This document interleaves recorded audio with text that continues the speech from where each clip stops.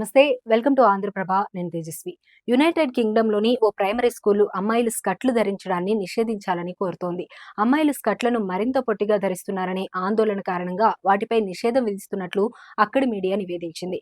కార్నివాల్‌లోని న్యూక్వే junior academy September నుంచి స్కర్ట్‌లపై నిషేధం అమలు చేయాలని భావిస్తున్నట్లు తల్లిదండ్రులకు లేఖ రాసింది. ఒకవేళ ఇది ఆమోదం పొందితే మహిళా విద్యార్థులు ప్యాంట్ లేదా టైలర్డ్ షార్ట్స్ ధరించాల్సి ఉంటుంది.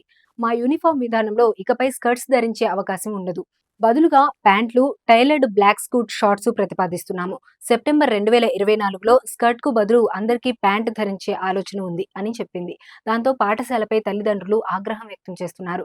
సోషల్ మీడియాలో ఈ నిర్ణయాన్ని కించపరుస్తున్నారు. యువ విద్యార్థులు ఏం ధరించాలో చెప్పడం సంతోషంగా లేదని, అమ్మాయిలు తనకు అసౌకర్యంగా ఉండే యూనిఫామ్ ధరించమని చెప్పడం హాస్యాస్పదంగా ఉందని ఓ మహిళ కామెంట్ చేసింది. దీనిపై నిషేధం వెర్రితనంగా అనిపిస్తుందని చెప్పింది.